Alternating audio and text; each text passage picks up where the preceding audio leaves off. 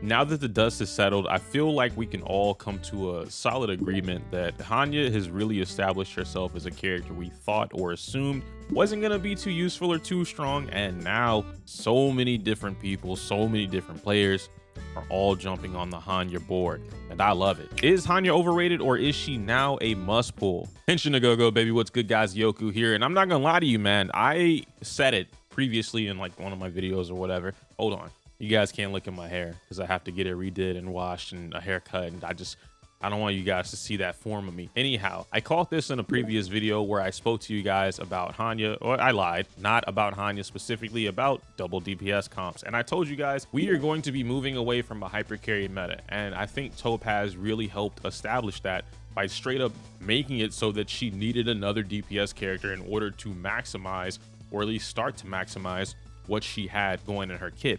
Blade was another character that we had as well, and I'll go through each one of these different cycles here, but for now I really want to go over the fact that Hanya has presented herself as an amazing Harmony option, or a Harmony character that can be slapped on almost anyone's account. And I say almost because there are some teams where Hanya, like on paper conceptually, should work, but then when you actually play the team, it's a little dysfunctional compared to when you didn't have Hanya. But for those that might have skipped Hanya, let me break her down just for a moment, because I'm sure you're wondering to yourself, why am I saying Hanya is an amazing Harmony unit, or why people are gassing up Hanya, and you probably didn't want to watch the video, but it's cool. Anyhow, let's go over her actual skill, which is kind of like the bread and butter of what you're doing here. Samsara a lot. This is going to be a physical damage single target attack that recovers 2 skill points every 2 attacks. And the beauty about this is that whenever you do use the skill, it counts as one of the attacks. So the next attack, no matter if it's a basic attack, skill, or ultimate, will give you a following skill point. So it's an immediate recovery. Unfortunately, this doesn't work for follow-up attacks. So characters like Genuine with Lightning Lord, or Topaz and Numbi, and even Clara with her counter, or I guess follow-up counter, and March 7th too. Those characters don't really trigger the actual extra skill point gain, but it's not really that big of a deal if we're being completely honest, simply because of the fact that it does run out. You only get 2 stocks of this, which is a little unfortunate, but it is what it is. There's a couple things to note though regarding that skill, is that when you use it on the 4th hit to reapply the burden state, or basically just give them something else so that you can get these skill points again, she consumes a charge while using a charge. It's really weird. So instead of getting a full stack of 2, you're basically gonna keep yourself at 1. I don't really like this. I'm still figuring out different ways to do it, but the only way that I figured that out is basically let someone else consume it, run out, burn it, burden, and then reapply burden. Normally, it's okay if it runs out in a turn before Hanya, because no one else is going to be able to use it anyway. Her talent, which is Sanction, is going to increase the damage against burden enemies, which you can only have 1 enemy burdened at a time.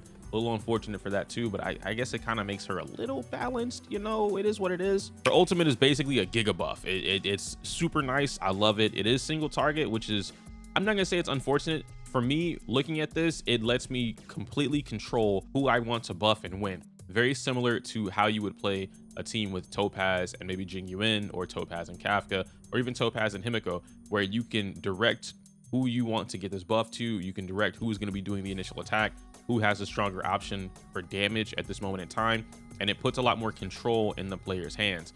Obviously, if I'm playing on auto, then none of this stuff matters, but seeing as though we're getting pure fiction in version 1.6, we're also, and guys, I have experienced it already. I've cleared MOC 10.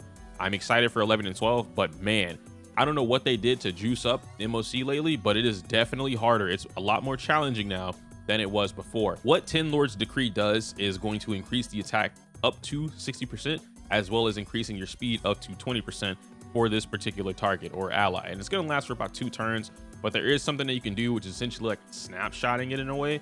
It's not really a snapshot, but I'm just going to call it that for now because I can't think of something else to call it that would sound a little cool. Point being is that if you use this ultimate outside of her turn, so on any of your other allies' turns, on the enemy's turns, whatever, then it actually gives you 3 turns of ultimate instead of 2. Her speed buff from this ultimate also depends on her own speed, and how you're going to get these 3-turn ultimate rotations is going to come down to, you know, having an ERR rope, specific light cones, whether or not you're hitting a certain threshold for speed, which shout outs to Guoba, by the way. He told me 161. I managed to hit that with my Hanya, and she is killing it in the game right now. Last up, you have her talents, which are pretty essential to her kit. Bro, I can't pronounce this word. This one on the screen is going to give you a 10% attack bonus for 1 turn when you trigger her talent. So anytime you get this, boom, somebody gets a 10% attack bonus. Pretty cool because it helps in that moment in time, at least afterwards. I suppose like it helps after you do it. I don't know why they did it that way, but it is what it is. Some of these characters can take advantage of it, i.e. Jing Yuan, because the attack buff directly goes into Lightning Lord following up from that. Or Kafka with her DOT, boom, she triggers it, she does a skill, she triggers that, and then she gets it anyway. So it's pretty cool. Reanimated is another one of her talents or bonus traces that's pretty much going to be giving her 2 energy per trigger on this talent itself, which totals out to like 4 or 6 or something like that for how many that you can actually get. It's pretty convenient. It also helps with 3-turn ultimate rotation and just helps you get your ultimate a lot faster so that you can basically create this infinite ultimate. I thought I could get away with this with Ting Yun, but then when I actually did it with Hanya, I'm like, okay, wait, the infinite ultimate is kind of nasty. Lastly, we can talk about some of the build options, and I don't want to go over everything in particular. I really just want to break down the fact that these build options are pretty versatile. I like that they're diverse. I like that you can blend or make a different Hanya, not based off her body itself. Like, I mean, yeah, obviously you can use different body parts or the body piece of the chest piece, boots, things like that, but her builds really come down from her planar ornament set, and I like that. Penacony is really good for physical DPS characters, so the newly released Argenti, you have Clara, if you're trying to make her work with Sushong, things like that. You also have Broken Kill, which is just universal crit damage overall, so it helps out everybody, increases her effect resistance, so it makes her and helps her be a little bit tankier. Then you have Fleet of the Ageless, which works wonders for a character like Kafka. And since we just saw that trailer, we just saw Black Swan. Guys, I'm so excited for Black Swan. And did you see my baby girl Raiden? I don't care what y'all say, Acheron, all right?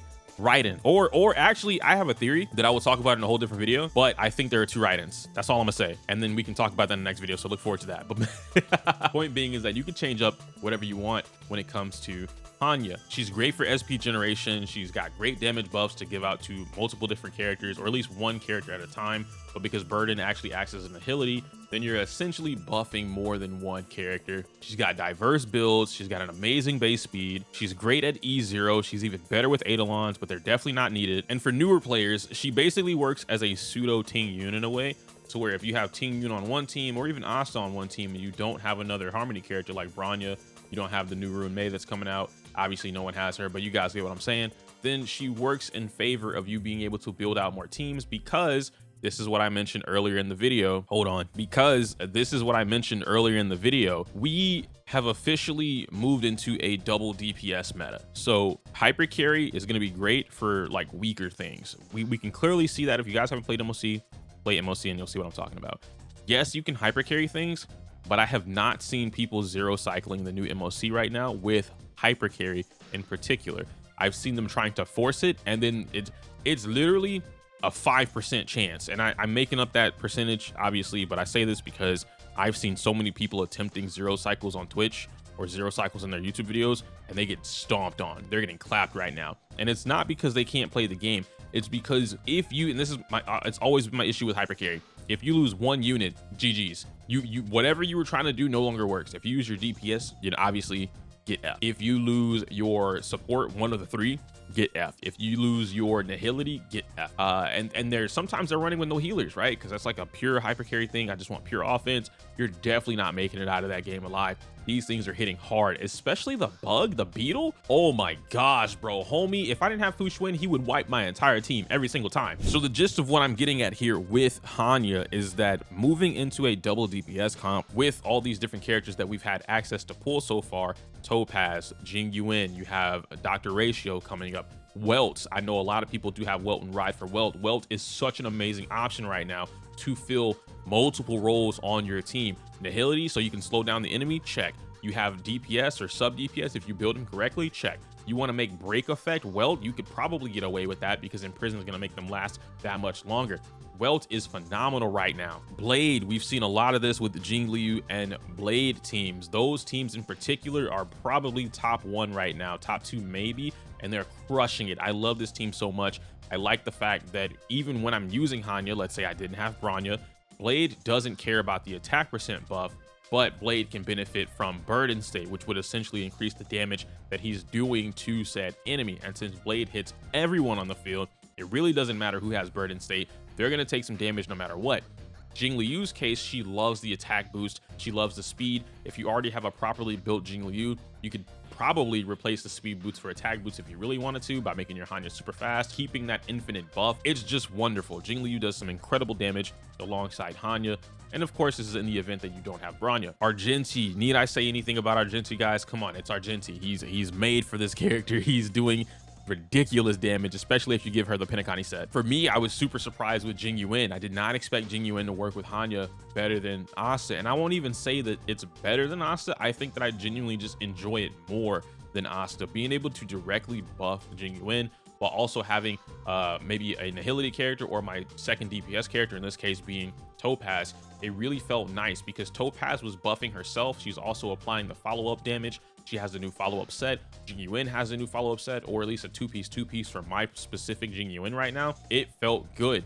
Lightning Lord comes through, bam, destructive. Activate Hanya ult, he goes again, he builds 10 stacks back up. Like, there wasn't a point in time when I used Jing Yuan plus Hanya I did not have 10 stacks. I didn't even need Ting Yun on this team. And I say that not in a way of like, oh yeah, Ting Yun, Jing Yuan doesn't, it's not the best anymore. No, but I'm sure like some of you others, I'm kind of tired of just gluing Ting Yun to everything on my team, and having more diversity or versatility to build my teams makes me have that much more fun with the game, especially with some of the newer modes coming out where it is going to be a little bit of, I don't want to call it an endless mode because I think I was corrected on that from some of you guys in the comments, but it's going to be some type of different mode similar to Simulated Universe where it's akin to MOC. It's a little bit harder and I'm able to play around with whatever I want without depending on buffs. But at the same time, now that I do have these different characters, I have more options. I can play around in Simulated Universe and have a lot more fun in that one, being able to build things, run 3-man teams, run 2-man teams,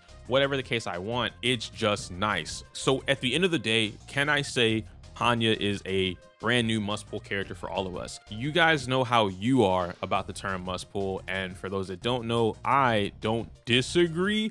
I'm not on the wave that must pulls don't exist. I don't think any gacha game has a no must pull. It's a gacha game. It forms its own meta. At some point in time, once the meta is formed, there is a must pull unit. Whether or not that must pull unit is removed or changed or pushed down, swapped out, whatever, doesn't matter. There is always going to be a must pull unit in any type of gacha game because that is just how they work. You don't need to pull this character for you specifically, but the universal definition of a must pull, I would like to apply that to any gacha game. Some of these games, Genshin, Star Rail, Honkai Overrated games in general, can be a little bit easier, but I don't think Hanya is a must pull, not yet. I think if Hanya would have released with Huohuo, it would have made her a much better concept for a must pull, but I can't say that now specifically because we know Ruin Mei is next, right? We know Ruin Mei is going to be next on the banner version 1.6, and being able to save up as many pulls as possible for that character specifically, that would probably be closer to my must pull territory. And even then, there's some things that I want to talk about regarding her that I can't. But yeah, Hanya is great. I think if you don't have Ting Yun, or if you only have Ting Yun, Hanya should be, you should pick up a Hanya. I'm gonna stand on that one. Just like I said in my guide, I think you should pick up a Hanya. If you have every other character, you're a seasoned player, you've got a lot of Harmony characters, a lot of Nihility characters, you're chilling, you're cool, you could skip Hanya and wait for her to hit another banner. You could wait to get her on standard, anything like that. But as of right now, Hanya is definitely a very strong option to pick up. If you could just get one copy of her, you're gonna see a world of a difference. Granted, of course, this depends on some of the units that you have, but whatever, this video is long enough. Anyhow, hopefully you enjoyed this video. I kind of just slapped this all together. I really wanted to talk about Hanya. I spent a few days using Hanya and really just trying to get to understand her with some of the units that I owned versus some of the things that I was kind of speculating or maybe thinking about with characters that I don't own. And I haven't pulled Argenti myself, but I do know that she's strong with Argenti, and since I don't have Clara, I'm probably gonna end up picking up Argenti on accident, but it is what it is. Anyhow, if you enjoyed this video, do leave a like, comment down below, all that fun stuff. I will catch you guys on the flip side, the next one. I have no idea which videos are being put out right now because it's like winter time and I'm stacked, I'm caked up. I know there's some sponsored videos that you guys are gonna get, so when you see those, support the boy. Hopefully that works out for me. But yeah, if you have not seen my Argenti video or some of the Zenless stuff that I've been putting out, you can click the video right here and check that out. I can't say my user outro because it's inappropriate for YouTube. Smell you later.